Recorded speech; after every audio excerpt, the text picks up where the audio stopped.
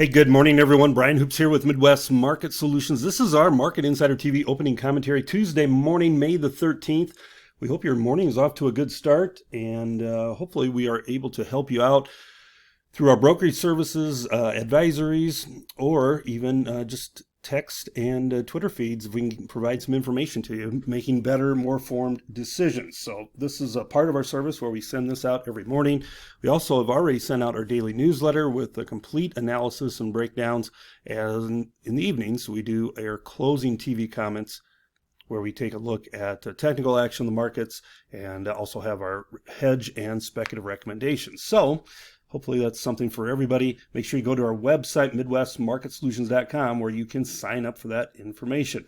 Let's look at the overnight markets here. The U.S. dollar is a little bit weaker here this morning. A little bit of a correction after yesterday's big move higher. Stock market is just fractionally higher. Now, we did have CPI numbers. We'll talk about that here this morning. And we were lower for the most part in the overnight. In the morning hours, we started to rally. And we're giving back some of those gains after the CPI numbers were released at 7:30. Natural gas slightly higher. Crude oil a little bit firmer as well. This is the fourth day in a row we've been higher on crude. Gold up by almost $20. Silver up 26 cents. And the grains are lower once again. Corn down 3 3/4 across the board. Soybeans down 3.5 to 4 1/4 with meal down. And look at this wheat. Down, testing the $5 mark in Kansas City, down 5.5. Chicago down 6 3/4. Minneapolis off about 9 cents in the new CME contract. And that's one we're starting to follow. Eventually, that will take over all the Minneapolis Grain Exchange trading volume, I think. All right, so let's get into what's happening here this morning. Okay, so we're checking what's happening with our news and our headlines. So I said CPI came out this morning, came in at only 2.3%. This is our level of inflation.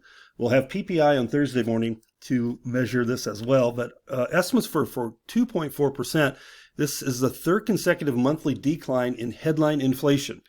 And this, all you hear from people who really aren't that informed talking about tariffs and how they're going to increase costs, increase inflation.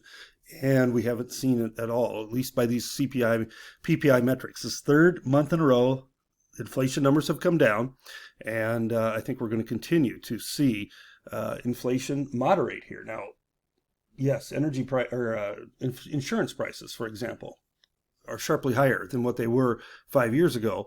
It's not it's something that can change right away. That would be great if we could lower those costs somehow.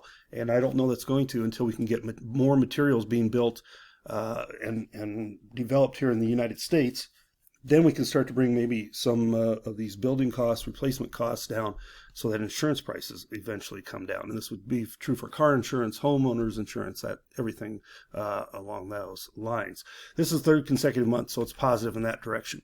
Wheat, however, going the other direction. We're lower 15 out of the last 17 sessions. As the old adage, it holds true. If you trade wheat, you will sleep in the street. And you have to be careful if you're trading wheat out there, because it can be a vicious, vicious animal. Crop progress numbers came out yesterday, and we're seeing lower prices in the corn, soybeans as a result, as well as the wheat overnight. Corn is 62% planted. That's well ahead of last year by 15% and well ahead of the average pace. Emergence is 28%, again, ahead of normal, ahead of it last year. Instead of being a normal pace, now this will have the trade thinking we may have above trendline yields if this, since we're off to such a good pace here for corn planting. Soybeans, same thing, 48% planted versus last year's 34 and 37 on average. 17% has emerged, well above the average pace of 11. And again, soybeans and corn, same boat here. Ahead of normal pace, suggests we could go through pollination and pod setting stage without the heat, and we may have better than trendline yields. Winter wheat conditions improved 4% on average, or from the average. For some reason, trade thought conditions would drop. We were up 3% from the week, 4% from the trade estimates, 53% is in the head stage. Now this week, if we don't get much rain and we get the heat that's forecast in the northern plains, we could see conditions drop a little bit. But we have just so much moisture. We were going to get through last week, no problem. Now going forward is when we can start talking about that. But pretty soon we're going to be talking about, if we're in the head stage, it won't be too long, we'll be talking reproduction.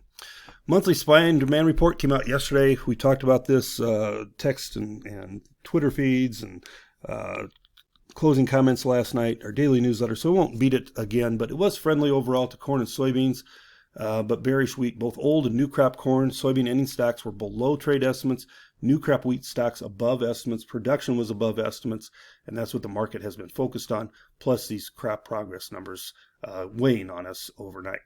This week's cattle facts show us it's down 10,000 head. Wow, 217,000 head. We were sharply higher in the cattle yesterday. I think we see follow-through buying today. We may see some profit taking by midweek, but cash trade looks stronger once again. So we've been saying this for a long time here. If you want to hedge these cattle, by all means use options. That is the way to go. Put options, gives you a minimum price floor, lets you have the upside potential. The tightest supplies are in the second quarter. You don't want to get heavily short here in the second quarter, I don't think. Maybe if we get into late June, maybe that'll change. We go out to the deferred months or something, but at least here in the June summer months, yeah, let's not be overly aggressive. Put options are the way to go. It keeps the upside wide open in this cattle complex. Have a great day, everyone. Good luck, and as always, reach out to us if you have questions. This has been Brian Hoops. Have a good day trading. We'll talk to you soon.